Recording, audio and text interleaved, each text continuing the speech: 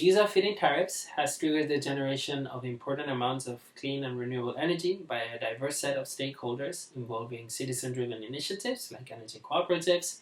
alongside more traditional and larger utility-led developments. However, the EU has recently prompted member states to substitute their feed-in tariff schemes by competitive tendering in the form of auctions as a means to increase the cost-effectiveness of an increasingly limited volume of public financial support. This latest policy substitution is actually quite illustrative of Europe's attempt to decarbonize its energy system through market liberalization efforts, which leads me to ask the following question: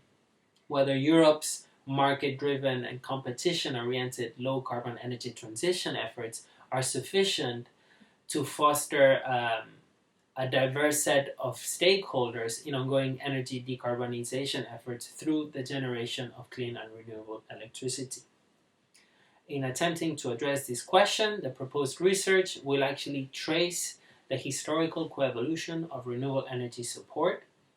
policies in Europe and its transposition into national jurisdictions, taking as case study countries the experiences of Denmark and Germany,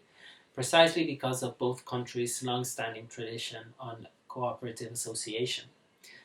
The main data employed for this research will be collected via semi-structured individual interviews with key stakeholders, both private and public, and also through the conduction of focus groups with electricity consumers. However, the research will also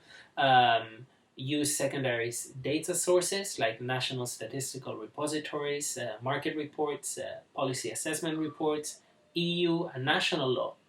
And together, it will collect and analyze the data as a means to explore, deconstruct, and also operationalize the key concept of stakeholder diversity in such a way that will then allow to develop a diversity index.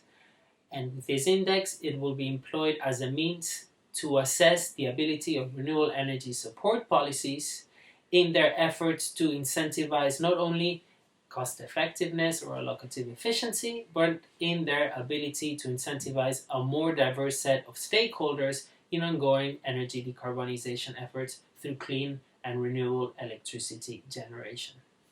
Finally, the research outputs will be reformulated as a means to provide policy prescriptive insights, recommending new ways, new designs, and new recommendations on how to best approach renewable energy policy to foster a more socially accepted, socially inclusive, broad, and just low-carbon energy transition in Europe.